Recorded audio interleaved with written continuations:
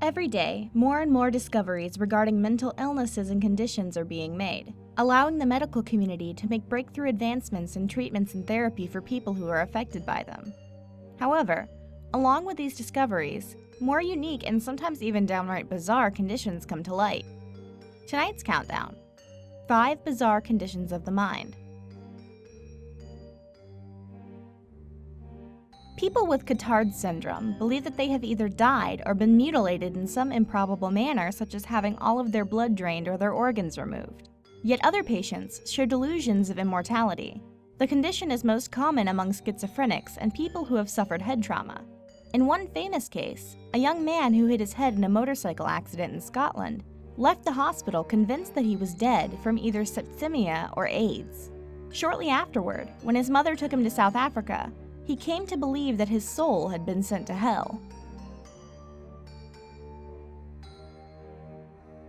Wendigo psychosis is marked by an irresistible craving for human flesh. The condition is another one of those nominal culture-specific disorders that almost exclusively strikes groups of northern Algonquin people. In these cultures, the Wendigo is a supernatural creature with a taste for human flesh. Symptoms usually begin in winter as an exaggerated form of cabin fever and involve, ironically, an initial loss of appetite, nausea, and vomiting. Eventually, the victim comes to believe that he has become a Wendigo and will crave human flesh, sometimes even attempting suicide to keep himself from infecting others.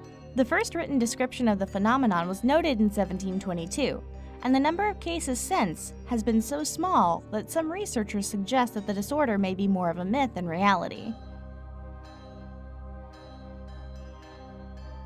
Your brain is equipped with a deliberative mechanism that helps you sift through actions and prioritize the things that you want to do.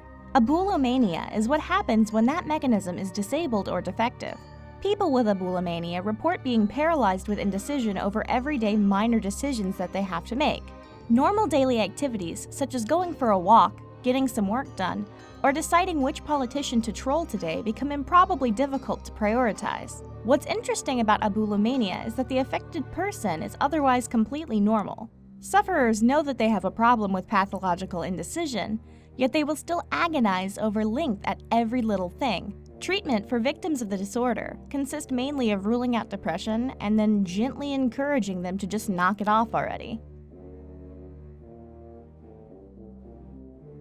People with a disorder known as the Fragoli delusion are irrationally convinced that strangers have taken the place of their friends and family members and are wearing cunning disguises that look like the faces that they've known their entire lives. Researchers speculate that the condition might have basis in an organic brain disease, and the Australian and New Zealand Journal of Psychiatry adds that it is the dominant psychotic theme that determines the content of the syndrome, which is how science avoids using words like crazy.